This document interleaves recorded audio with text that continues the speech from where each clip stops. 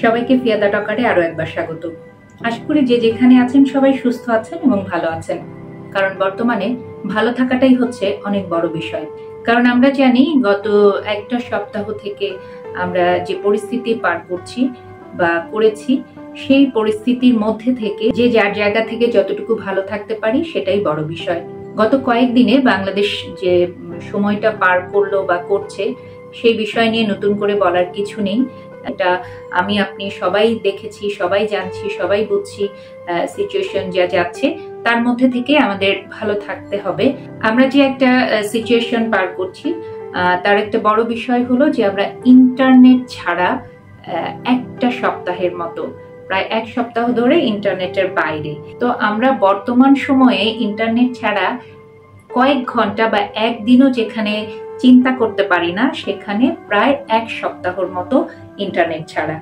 অনেকেই উদ্বিগ্ন, অনেকেই সোশ্যাল মিডিয়ায় কাজ করেন, এই প্ল্যাটফর্মটায় আছেন, অনেকেই কন্টেন্ট ক্রিয়েটর, অনেকে ইউটিউবার আছেন, এই মিডিয়ায় অনেকেই কাজ করছেন, তারা উদ্বিগ্ন। একই সাথে অনেকেই যারা অফিস আদালত বা বিভিন্ন ক্ষেত্রে নেটের প্রয়োজনীয়তা, তারাও নানাভাবে ভোগান্তির শিকার হচ্ছে।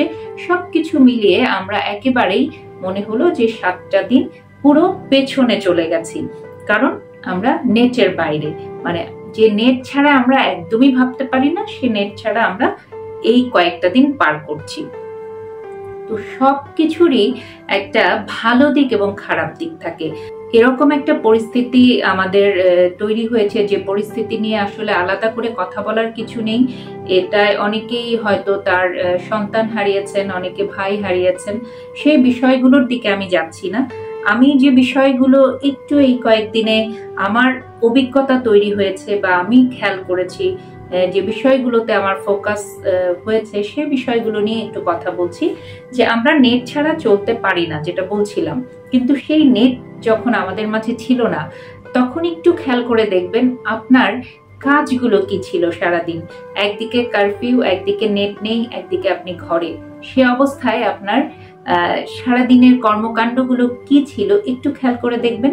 মনে হয়নি একবারও যে আপনি অনেক আগে ফিরে গেছেন, যখন আপনার নেটের এত বেশি প্রচলন ছিল না, বা যখন আপনি এত সামাজিক যোগাযোগ মাধ্যমে ইনভলভ ছিলেন না, সেই সময়টাতে আপনি ফিরে যাননি? একটু খেয়াল করে দেখবেন। অনেকেই আছে যে পরিবারকে সময় দিতে পারতো না, তারা কিন্তু পরিবারকে সময় দিয়েছে। অনেকের আছে যে সন্তান হয়তো প্রশ্ন করছে, উত্তর দেওয়ার সময়টুকু নেই, কারণ হাতে মুঠো ফোন। ওই যে নেটের মধ্যে ডুবে যাওয়া, হয়তো কারো প্রয়োজন থেকে, কেউ হয়তো অপ্রয়োজনে, অভ্যাসবশত, যে কারণেই হোক, হয়তো সেই সময়টুকু বের করতে পারতেন না। তারা কিন্তু ঠিকই ওই তার সন্তানের উত্তরটা দিচ্ছেন, হয়তো ফ্যামিলির সাথে গল্প করার সময় ছিল না, গল্পটা করেছেন। এবং একই সাথে পাশে যারা পাড়া প্রতিবেশী থাকেন, যারা নেইবার, তাদের সাথেও দেখা যায় একটা সুন্দর বন্ডিং হয়তো এই কয়েকদিনে তৈরি হয়ে গেছে। নিয়মিত তারা হয়তো দেখা করছেন, নিচে নামছেন, বাড়ির কোনো একটা খোলা স্পেসে তারা দাঁড়িয়ে গল্প করছেন। এই রকম নানান কিছু চিত্র আমার চোখে পড়েছে। আমার নিজের মধ্যেও অনেক পরিবর্তন দেখেছি, যেহেতু আমি নিজেও সোশ্যাল মিডিয়ায় কাজ করছি, সেই জায়গা থেকে সরে এসেও দেখেছি। যদিও আমি আমার টাইমটা সেইভাবেই অ্যাডজাস্ট করি, কোনো কিছুতে যেন বিঘ্ন না ঘটে, তারপরও তো কিছুটা সময় সেখানে আমার ইনভলভমেন্টটা থাকে। সেই জায়গাটা থেকেও আমি খেয়াল করেছি।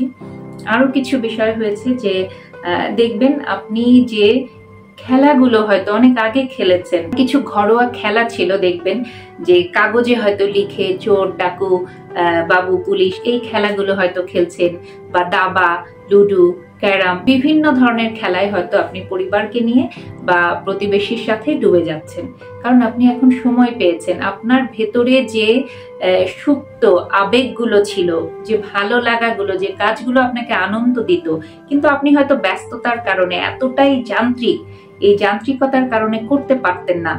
এই কয়েকদিনে কিন্তু সেই কাজগুলো আপনি খেয়াল করে দেখবেন কোনো না কোনো ভাবে, কোনো না কোনো সময় করে ফেলেছেন। সবচেয়ে বড় বিষয় হচ্ছে আমরা কিন্তু এখন আয়োজন করে টিভি দেখি না, কারণ সবার হাতে হাতে মুঠোফোন, না হলে ল্যাপটপ, না হলে কম্পিউটার। টিভি সেটের সামনে একেবারেই বসা হয় না। কিন্তু পরিবারের সদস্যরা মিলে এই কয়েকদিনে কি ঘটছে, কি সিচুয়েশন, কোন দিকে যাচ্ছে, সব বিষয় জানার আগ্রহ এবং সেই জায়গা থেকে নিয়মিত পরিবারের সদস্যদের সাথেই টিভি সেটের সামনে বসে পড়া। তো আমরা যতটা যান্ত্রিক হয়ে গেছি, যতটা আবেগ আমাদের মরে গিয়েছিল, এই যান্ত্রিকতা থেকে একটু দূরে সরে এসেছি ইন্টারনেট না থাকায় এবং আবেগগুলোকে ফিরে পেয়েছি। যখন আমাদের ইন্টারনেট থেকে কিছুটা দূরে থাকতে হলো, একেবারে নেটের বাইরে, তখনই আমাদের আবেগগুলো জাগ্রত হয়ে উঠলো। অর্থাৎ প্রত্যেকের ভেতরে এই যে আনন্দ দেওয়ার কাজগুলো, এই কাজগুলো করার ইচ্ছা থাকে কিন্তু সময় হয়ে ওঠে না। আমরা এতটাই নিজেকে ব্যস্ত করে ফেলেছি, তাই মনে হয় যে সবকিছু খারাপ বিষয়ের কোনো না কোনো একটা দিক হয়তো পজিটিভ থাকে বা ভালো থাকে। প্রত্যেকটা সুফলের অপোজিট কুফল থাকবে, কুফলের অপোজিট সুফল থাকবে, অর্থাৎ ভালো মন্দ এপিট ওপিট এটা থাকবেই। তো খারাপ অনেক কিছুই হয়েছে, কিন্তু তারপরও এই দিকটা যদি আমরা বলি তাহলে বলবো যে আমরা নতুন করে অনেক কিছু আবার আমাদের চোখে পড়েছে, অনেক কিছু আমাদেরকে আবার একটু মনে করে দিয়েছে যে আমরাও হয়তো আবার সামাজিক হতে পারি। আমরা আসলে আমাদের যান্ত্রিকতার চাপে, আমাদের ব্যস্ততায় আবেগকে হারানোর সাথে সাথে অসামাজিক হয়ে গেছি। তাই মাঝে মাঝে চাইলেও কিন্তু আমরা একদিন এক্সপেরিমেন্টালি বা পরীক্ষামূলক ভাবে করে দেখতে পারি যে একটা দিন আমরা এত ঘন্টা মোবাইল ব্যবহার করব না, আমরা নেট থেকে দূরে থাকব। যদি সেটা আমার ক্ষতি না করে, যদি আমার প্রয়োজন না পড়ে, তাহলে সেটা থেকে আমি দূরে থাকব। এই কাজগুলো আমরা করব। অন্তত এই যে নেইবারের সাথে একটু যোগাযোগ করা, মানুষ তো মানুষের পাশেই থাকবে, তাই না? একজন মানুষকে তো আরেকজন মানুষের প্রয়োজনে অবশ্যই লাগবে, তাই না?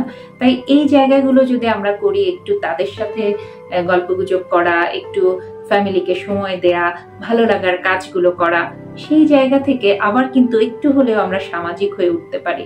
তাই চলুন না মাঝে মাঝে আমাদের সুপ্ত আবেগগুলোকে একটু হলেও জাগ্রত করে তুলি। ভালো থাকবেন সবাই। আবারও নতুন কোনো বিষয় নিয়ে খুব দ্রুত ফিরে আসবো। চোখ রাখবেন ফিয়াতা টকারে।